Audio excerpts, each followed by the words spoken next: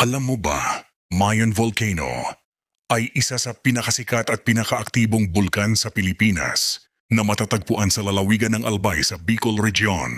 Kilala ito bilang perfect cone dahil sa halos perpektong hugis nito.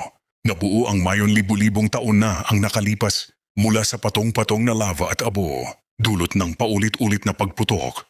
Ayon sa kasaysayan, mahigit 50 beses na itong pumutok mula pa noong unang naitalang pagsabog noong 1616. Isa sa pinakamatinding pagsabog ay noong 1814, kung saan natabunan ng abo at lava ang bayan ng Cagsawa at maraming buhay ang nawala. Sa kabila ng panganib, nananatiling mahalaga ang Mayon sa kultura at kabuhayan ng mga Bicolano. At may kaugnayan din ito sa alamat ni Daragang Magayon.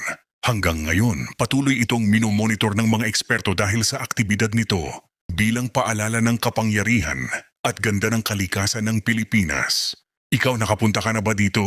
Comment mo naman ang picture mo at huwag kalimutan mag-like, follow, and share ang page para sa mas marami pang kwentong kasaysayan ng mundo.